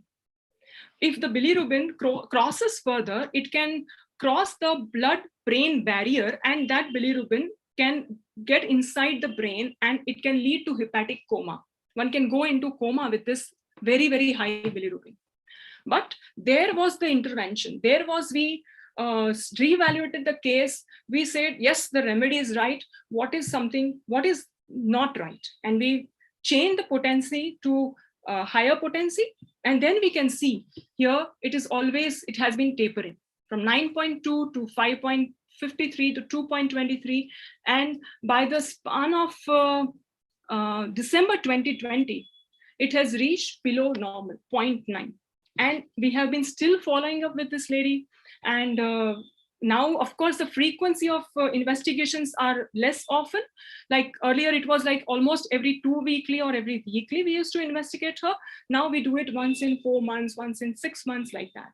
So the latest one she did was on 9th of September, where the bilirubin is 0.54.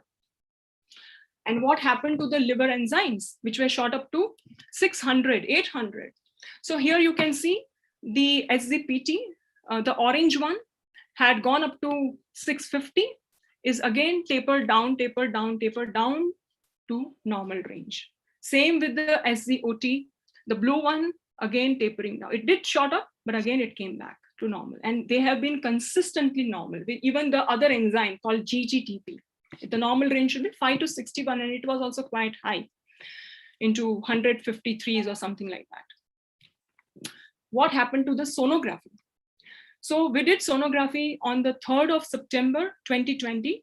It showed that the liver appears slightly shrunken in size. The normal should be 11.4 or 12, and it was 10.2 centimeters. And then the follow-up of sonography on 7th of December, it came to liver is normal in size, 12 centimeter, and it is showing the normal ecotexture. Here, the comparative study of the liver sonography from in August, it was normal. In September, it shrunk a little. So the progress had already started, you know, it would have further deteriorated if the right intervention was not done. So it was 10.2 again in October, and by November 2020 and December 20, this has improved and come back to the normal size. Also, you remember I mentioned that she also had thyroid issues. So she also had an autoimmune thyroiditis and goiter. So we wanted to check that, okay, she improved dramatically with the liver enzymes and her liver issues, but what happened to her thyroid levels? And in February 2019, it was more than 1300. And by change of the higher potency to 10M, it has come to 299 by January 2020. So you can see that improvement is not just at the, emotional level, physical level, as well as the all the aspects. And even at the blood parameters, we can see the effect and the change. And almost, I recently spoke to her in December 21st, on 17th month later, after this diagnosis, and her moods are much, much better. She said, I'm able to manage the workload, children's study. Equation with my eldest son has completely changed. I have become far more accepting. And she also mentioned, even the husband mentioned, that, a kind of, she's okay with the physical intimacy, I mean, even during the series of follow-ups, they even had the intercourse, so that she that channel also did open up with the right remedy and the right potency. So the thing is that when you describe your symptoms, we'll be able to prescribe the right remedy. And I think that is it, a brief summary of an example of how we, understand and how we approach each case.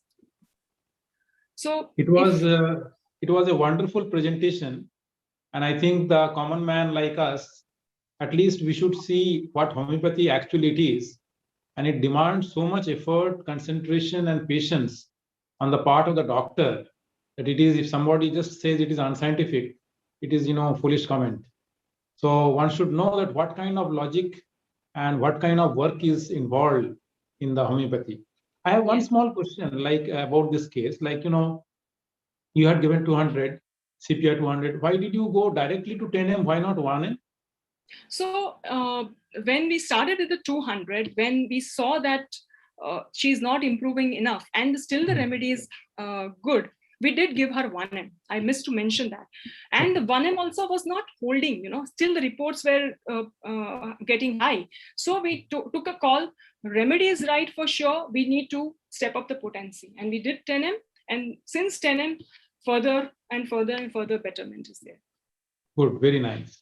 One very common question which I have for a long time, like, you have 200 in homeopathy, potency 200, and then 1M. Why not in between we have potency like 500, 700, and 5000, 5M? Why not these potencies are there? Why suddenly from 200 to 1M?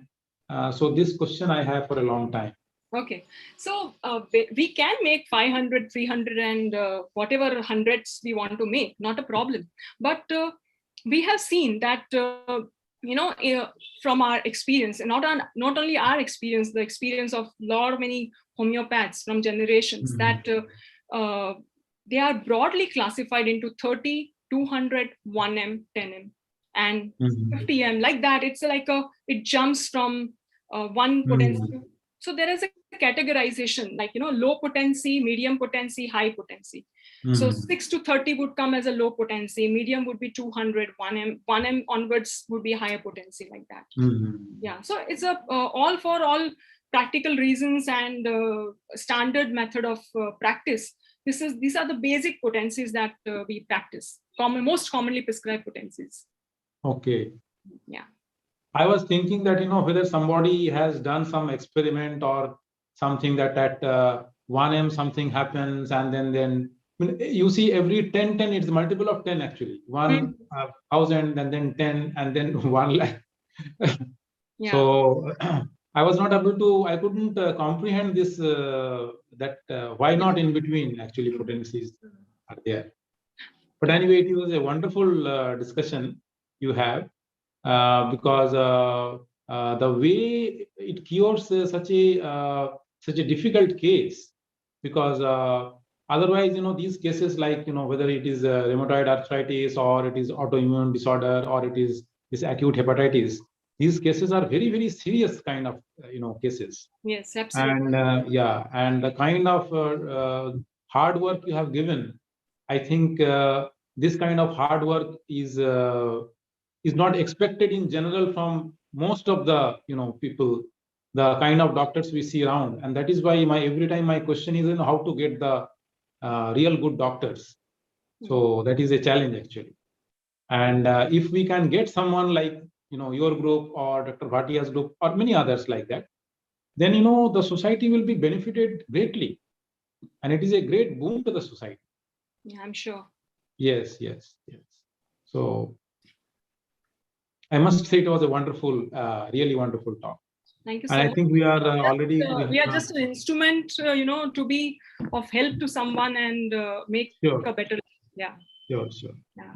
And So, I'm very much thankful that always I have been talking to you and communicating, and you and your Dr. Sankaran, you have agreed to talk to us in this workshop.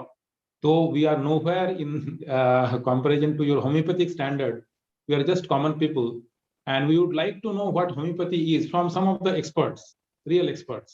right. So I am really grateful that you accepted, and Dr. Sankaran, being such a busy and internationally renowned person, he has time for us at least. So he stayed with us and spoke to us. It is a great, great pleasure actually to all of us.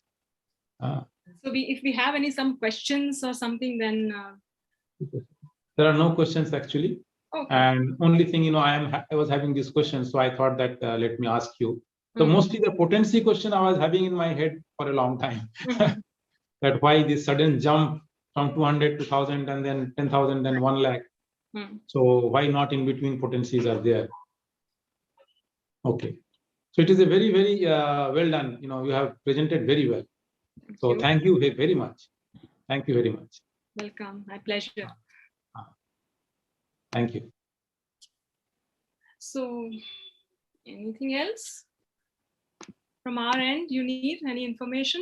No, I think, we can, that your contact address, that we can give it in our website. That is what we would like to give. Sure. So here I can share with you the contact address. Just a second. Yes. Website address, contact address, so that, we will put up in the website so that any person. Yeah. 1 second. Okay.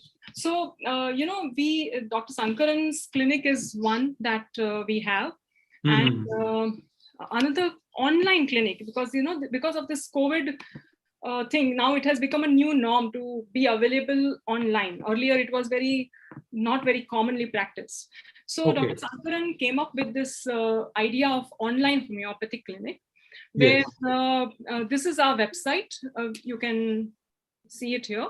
And we all kind of, some of the doctors from our team, we are quite blessed to, work with Dr. Sankaran, and he has given us an opportunity to kind of treat patients online, where on this portal, this online portal, all our team of doctors, we are here, and we have different departments, as such.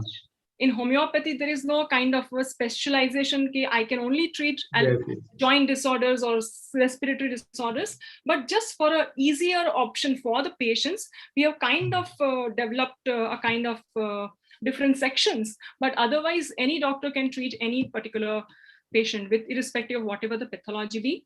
And we also have come up with one advisory call. Where initially what happens is patient is confused. Is this disease treatable or not? Yes. And how long will it take? I mean, I'm suffering with 15-20 years of arthritis. Will this help? How soon will it help? And should I take allopathy along with homeopathy? Can I take Ayurvedic also along with homeopathy? There are lots of many questions, And will this be really cured? And a lot of other issues they would have. So it's a kind of we have devised a kind of a free advisory call where for 15 minutes we book an appointment slot over the phone and talk to the patient, address their all concerns, all the doubts they have, and then they can take it forward from there. And you know, kind of a basic guidance that they need initially before even trusting us, before even starting a homeopathic system. They want to kind of talk to a doctor, connect to the doctor, and find out how to go ahead. You know, so this is the one thing that we have started with. And these are the details: the email address, the WhatsApp reception contact number. Okay, sure. Now I'll also put it on the chat box. Yes. And Dr. Sankaran's clinic also, this www.sankaransclinic.com is our website address. Very good. Here we see in person, and the other option which people can avail is the online concept. Okay. Yeah. 86579741108. Thank you. Thank you so much. Welcome.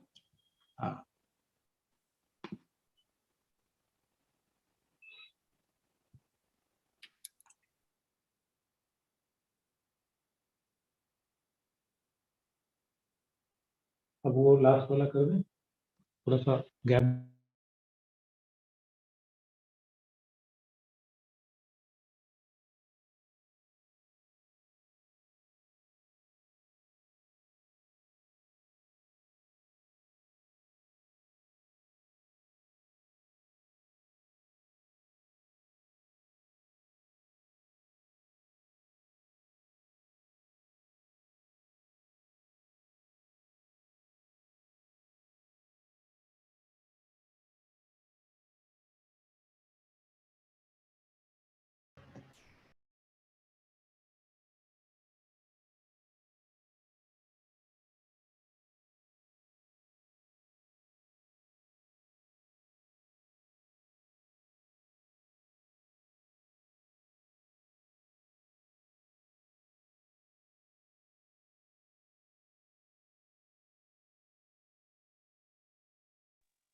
So it's the time to sum up and conclude and give my vote of thanks. So it has been a long session, 4 days long workshop, and lot of new ideas, lot of new talks we have listened. So let me quickly summarize, just 5 minutes.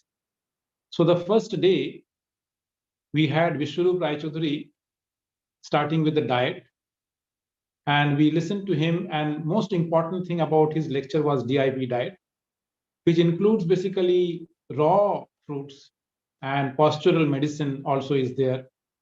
No doubt that is one of the most important thing that he has developed. After that, I summarized that is integration, and then Dr. Uppal, he spoke about naturopathy. The most important in naturopathy is detoxification. Then we had talk by Mrs. Simply Patil. She talked about intermittent fasting and the different kinds of fasting. That is dry fasting and water fasting and different kinds of fasting and its importance. So it was also a very interactive session.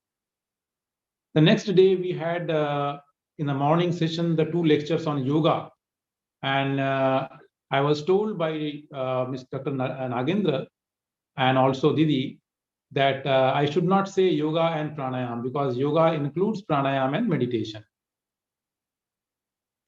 So there mostly it is a holistic. Dr. Nagendra and also Karmabirji talked about the total yoga. Mostly what we think about yoga is a physical exercise, but it is not.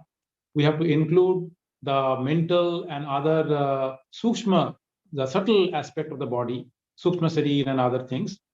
So it is different koshas also he has discussed about in that particular lecture, Dr. H.R. Nagendra. So basically the yoga and pranayam and meditation takes care of all the different layers, starting from the physical to inner layers of the human body. Then we have a very nice talk by Dr. Satish Gupta, and he is a cardiologist. He talked about meditation, the importance of meditation and connecting with the Supreme. That is what the most important thing he said, though it was a long talk. But in his talk, we saw that how he connected spirituality with science. So how our emotions, how our anger, they affect our body, that we have seen from his talk.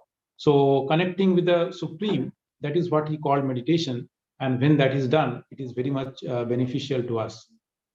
Finally, on that day, the last talk was Dr. Sadhana Arya. And Dr. Sadhana Arya was a very inspirational talk about the importance of exercise. There he stressed that how exercise can cure different diseases. And it was great interacting with her, because at the age of 58, she's a runner, marathon runner, and she stressed the aerobic exercise very much. Then we had the third day, we had the Pranic Healing initial exercise. The first lecture was Pranic Healing by Mrs. Tulsi. And we have seen that in the Pranic Healing, what they do is that our body, it has an aura, our energy body. So when we are sick because of something, so the aura is also disturbed, or the energy body is also disturbed. Now, if we can correct that energy body, automatically our human body will be corrected. So that was the most important point. And in her session, we had an opportunity to do a meditation along with her. So it was a very, in that way, we experienced something actually what Pranic Healing is. She also told about that, on 27th or I think 28th, they are having a training session. Then we had a very stimulating talk by Dr. Sharma, Dr. N.K. Sharma. I think he talked on Reiki. So basically, he summarized everything in a way. And his talk was quite elevating in the sense that what is the cause of the disease? And those causes has to be removed. That is the main stress he gave. And I think we must see his talk once more, at least once or twice. And he has discussed a lot of essential points in that talk. Very emphatically, very powerful talk it was.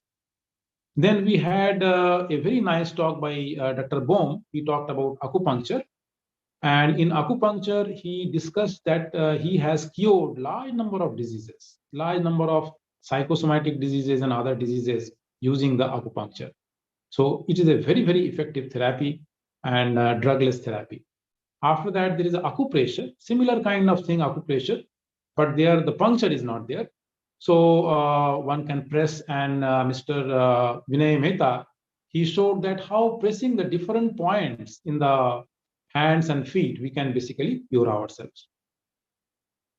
Today morning, we had two talks on Ayurveda. The first by Dr. Vikash Patnagar, who is associate professor from our National Institute of Ayurveda. So many of us do not know that we have a very well-known institute, and it has hospital and all the facilities, and very cheap, at a very cheap rate, we can consult the doctors and we can get the medicines. Dr. Savitri gave a very nice talk on Ayurveda, telling about the theory and its practice and the effectiveness and the different diseases Ayurveda can treat. And she also discussed how Ayurveda is a way of life. And last two talks in homeopathy, the first one by Dr. Manish Bhatia, he beautifully explained in 1.5 hours what basically homeopathy is. So at least we should see all these talks will be uploaded in the website. I think those who have not seen, we can see it once. The last one is by Dr. Sankaran and his team. So they have showed some very difficult cases, that how homeopathy basically can treat these difficult cases. So all these workshops, the whole of workshops and all these talks, they are highly informative, and I think we learned a lot. But now, what was the purpose basically for this workshop? The purpose is how we can integrate the whole thing. That was the purpose. Now, integrating the whole thing means, suppose someone is suffering from a particular problem or disease. Now, choosing the right alternative therapy, it is a very difficult task actually, that which therapy one should go. And I think for that we need to do more of meetings and discussions so that we get an idea. That is not a very easy thing, but yes, some of the things that we can see that homeopathy, as we have seen, I always feel that if we keep a box in our house containing the essential medicines, it will not cost much, maybe 1,000, 2,000 or 3,000 rupees. And then if we can have a homeopathic doctor we can ring him by phone or consult him, and then we can take the homeopathic medicines. So it is very easy actually. Ayurvedic in that way is the medicines are a little bit costly and a lot of medicines are there. So we cannot keep such a small box there, but still we can keep some of the essential medicines. Other therapies that we have seen, there are drugless therapies. They are equally powerful. And I think, one can, if one learns, one can practice those drugless therapies at home. The one about diet is a basic thing that we have to follow a lifestyle change. And in the lifestyle change, it includes the diet, proper diet, then yoga and pranayama, and also the exercise. So that has to be there at the base. And then, because as we have seen that everybody is talking about diet. So anyway, that has to be there. Allopathy is mostly important for emergency cases and also when we have to diagnosis. So sometimes the diagnosis is important and allopathy helps there. So in a way, what I feel that we have to meet more and we have to discuss more about how to integrate these different therapies in our life so that, we can choose the right therapy at the right time. That is the most important thing, and that is our purpose. The second point, there are two purposes actually. The second purpose is that how to select or how to get the good doctors, because that matters a lot. So right doctors we have to choose. Now it is not a very easy task, but if we jointly work on it, and if we have a group, then maybe we can make a list of doctors and the therapists. So from there, we can understand, we can know, and we can choose to each other. So depending, people can exchange their ideas, and people can, if they get some experience, they can tell others. So I think we have to work on it, that how to get the names of good doctors and good experts. So what I will do, I will be sending you a form, or that will be in the website also. So there you can write your feedback, and depending on, if you get some good cases or if you see some good cases, you can always share in that particular group. That group may be an email group, not a WhatsApp group, because there are so many WhatsApp groups. So in the email groups, you can share some things. If you see some good case history, some good testimonials, there you can share. And slowly, I think we can make a good collection of good case histories and good doctors, as well as the experts in different alternative therapies. So I hope it is a very nice experience, the whole workshop that was organized by CWPH. Now let me give my vote of thanks. The first person without whom it would have been impossible, and that is our director, Professor Rahul Banerjee. Last month, when I wrote to him for the first time that we want to organize this workshop, he immediately agreed actually. And I wrote that we need some amount of money. Immediately within 10 minutes, I think he wrote back.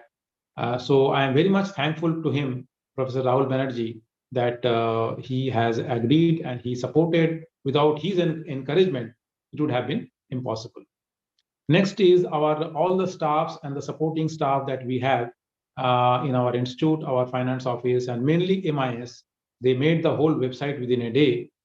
And I thank all my colleagues, mainly the colleagues from my CWPH, like Mr. Manoj Sharma is there, Dr. Vikram Sharma is there, Professor A.P. Singh, and Dr. Aniruddha Agarwal, and other people also. Their encouragement and support were always there, actually. And especially our yoga teacher, Mr. Ramendra Rathore, he helped us a lot in looking after in searching the speakers. So finally, I thank our esteemed speakers. All these speakers, they are all great in their field. They are really expert speakers and expert doctors, expert therapists. So they all agreed to speak onto this platform at a very short notice. So I am really very, very thankful to all our doctors and specialists and experts who are in the different alternative medicines. And they have the most important thing that they shared their practical knowledge. That is very important. Then all the participants that you have participated, that is the most important thing. Otherwise, the most valuable thing is today that you can do everything, but there are very few people who participate nowadays, and mostly in the online workshops. So all those who participated, I am thankful to all of you. And finally, I have to thank one person, and they are, in fact, the two students. They worked very hard. And one of them, the Atharva, he has been sitting with me for the last 4 days, and he has done all these Zoom and controlling Zoom and everything he was doing. So the only person who is here with me is Atharva, and others all left. So along with Atharva, Naman was also there, and I am thankful to both of them. And they are sitting and smiling from the side, but they are the one, they did it. Mainly Atharva, I am really very thankful to him for controlling and for managing the Zoom. So finally, what I would like to say that this workshop was quite big, and a lot of work was there. At one time, I was quite nervous, but when I start working for it, I feel that at every step, the God was there, and He is running the whole show. So there are no words to thank Him, but basically it is He who is doing it, and because of Him only, I felt that the whole workshop was completed so successfully, so nicely. All the speakers came, and there was no problem, and we had such a good interaction. So once again, I thank you all that for joining us, and I hope in future we will have more and more interactions, and we can gain a lot in this particular field. And so that we can be healthy, we can all be healthy, and we can make others healthy. That way we will have a happy world. Thank you very much. Namaskar.